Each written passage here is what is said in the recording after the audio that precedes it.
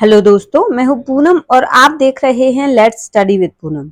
आज हम भारतीय नौसेना के एक ऐसे मार्वल के बारे में जानने वाले हैं जिसके बारे में जानकर आप गर्व से भर जाएंगे, जिसका नाम है आईएनएस विक्रांत। आईएनएस विक्रांत भारत का पहला स्वदेशी एयरक्राफ्ट कैरियर है। ये एक ऐसी शस्त्रीय शक्ति है जो अपने एडवांस सिस्टम और इंजीनियरिंग से दुनिया को प्रभावित करता है।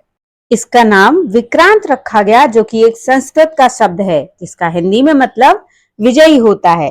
2022 में कमीशन होने के बाद कैरियर भारत की नेवल कैपेबिलिटीज में एक नया चैप्टर लेकर आया है। आईएनएस विक्रांत का डिजाइन और स्ट्रक्चर देखने में काफी इम्प्रेसिव है। इसकी ओवरऑल लेंथ 262 मीटर्स की है। जब यह फुल्ली लोडेड होता है तो 45,000 टन वाटर को डिस्प्लेस करता है। चलिए इसके मेजर सेक्शन को डिटेल में समझते हैं। इसका जो फ्लाइट डेक है वो फुटबॉल फील्ड से भी ज्यादा बड़ा है। इस पर 30 एयरक्राफ्ट एक साथ में खड़े रह सकते हैं। विक्रांत के फ्लाइट डेक से ही फाइटर जेट टेक ऑफ और लैंड करते हैं। विक्रांत का flight deck sky jump ramp को यूज करता है ताकि एयरक्राफ्ट शॉर्ट डिस्टेंस से टेक ऑफ कर सके।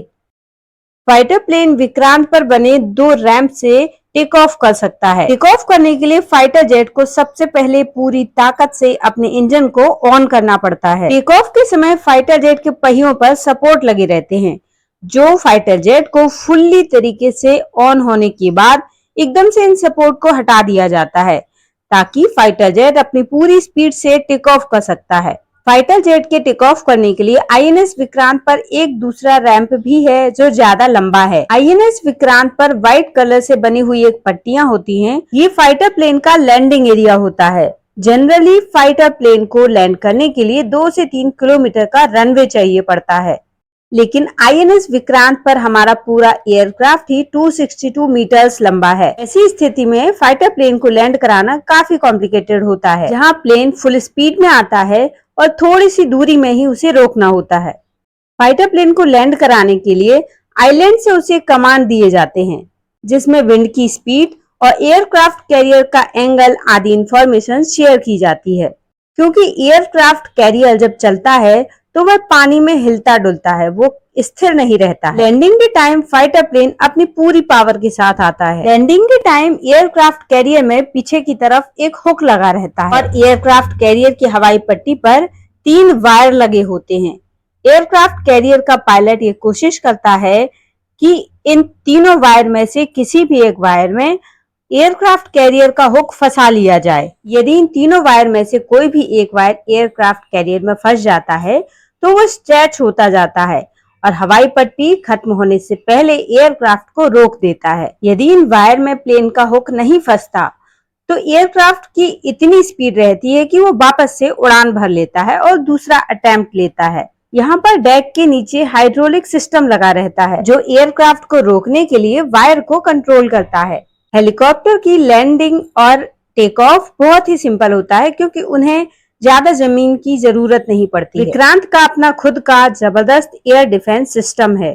शिप के चारों तरफ AK-630 रोटरी गन लगे रहते हैं, जिसमें 6 बैरल लगे होते हैं। ये गन 1 मिनट में 4000 से 5000 तक राउंड फायर कर सकती है और 4 से 5 किलोमीटर तक निशाना एकदम सटीक लगा सकती है। विक्रांत को और अधिक पावर देने के लिए 32 सेल वाली VLS Barak 8 surface to air missile लगे रहते हैं, जिसकी शिप के दोनों साइड में 2 यूनिट होती हैं। इसकी रेंज 0.5 किलोमीटर से लेकर 100 किलोमीटर तक होती है। यदि दुश्मन का कोई हेलीकॉप्टर या एयरक्राफ्ट का कोई मिसाइल विक्रांत की तरफ आ रहा है तो ये उसको आसानी से हैंडल कर लेगी। अब 23,000 करोड़ की लागत से बना हुआ इतना पावरफुल शिप है तो इसे सेफ रखना भी जरूरी है। विक्रांत में लगाया गया सेल्फ डिफेंस सिस्टम, जिसे कवच बोलते हैं, ये एक एंटी मिसाइल सिस्टम है। ये विक्रांत के राडार सिस्टम से कनेक्ट होता है।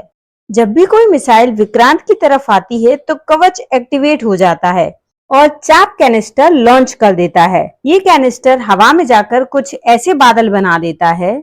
ये बादल मेटल कोटेड फाइबर और एल्यूमिनियम के होते हैं, जिससे मल्टीपल राडार सिग्नल जनरेट होते हैं और मिसाइल को समझ ही नहीं आएगा कि टारगेट आखिर है कहां पर और उसको कहीं पर गड्ढे में ले जाकर डाल दिया जाता है। विक्रांत के पास डीआरडीओ का बनाया हुआ अपना खुद का शक्ति इलेक्ट्रॉनिक वॉरफेयर सूट है, जो विक्रांत को एनी टाइम प्रोटेक्शन प्रोवाइड करके रखता है। एक तरीके से कहा जाए तो ये अपने आसपास चारों तरफ एक लेयर बना के रखता है, जिसमें दुश्मन का कोई भी राडार सिग्नल आता है, किसी भी टाइप का इलेक्ट्रॉनिक सिग्नल है, तो विक्रांत उसे हाई एक्यूरेसी के साथ पकड़ लेता है। इलेक्ट्रॉनिक सिग्नल के आने पर विक्रांत उसे आसानी से डिकोड कर लेता है।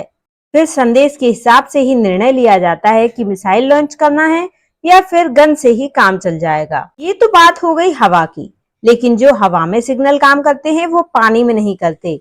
जीपीएस, राडार, इनके सिग्नल पानी में यूजलेस हो जाते हैं।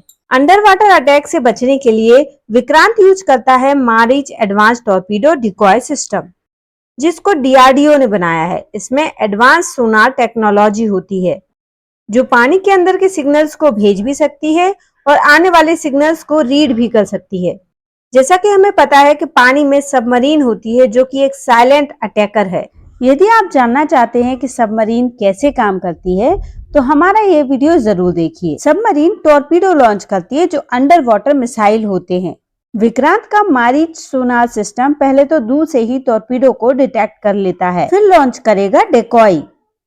ये शिप से काफी दूर चले जाते हैं और एक रस्सी से बंधे होते हैं, और फिर उस पोजीशन से सोनार वेव क्रिएट करता है, जैसे कि शिप वहीं पर खड़ा हो। विक्रांत अपने आसपास लगे जैमर्स से सभी सिग्नल्स को ब्लॉक कर देता है, जैसे यहाँ पर कुछ है ही नहीं। यदि आपको पता हो तो कुछ एग्जाम सेंटर में एग्जाम से पहले जैमर लगाए जाते हैं। जैमर सभी एयर सिग्नल्स को ब्लॉक कर देते हैं।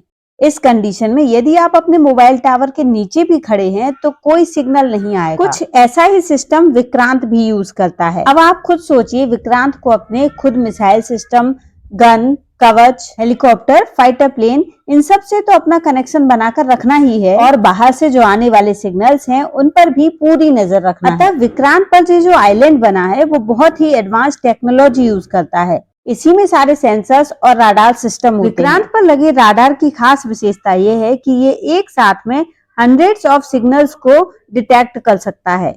फिर ऑब्जेक्ट के हिसाब से या तो मिसाइल या फिर गन से फायर किया जाता है। फिर इस फायरिंग के मैकेनिज्म को भी गाइड करता है कि किस दिशा में फायर करना है। विक्रांत पर एक लॉन्ग रेंज राडार भी लगा हुआ है, जो 400 किलोमीटर की रेंज तक एयरक्राफ्ट और ड्रोन को डिटेक्ट कर सकता है। सबसे पहले ये अर्ली वार्निंग दे देता है कि कुछ आ रहा है, अपने सिस्टम को एक्टिवेट कर लो। इस राडार का नाम डेकन है। ये बेसिकली फाइटर प्लेन और हेलीकॉप्टर को विक्रांत पर लैंड करने में हेल्प करता है।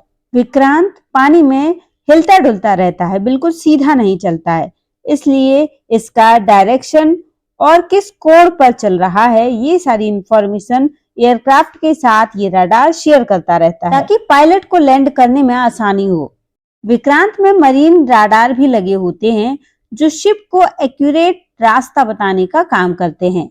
तो दोस्तों, इस वीडियो में हमने आईएनएस विक्रांत के बारे में काफी सारी जानकारी प्राप्त की है, कैसे काम करता है और क्या क्या उपकरण हमारे विक्रांत में लगे हुए हैं।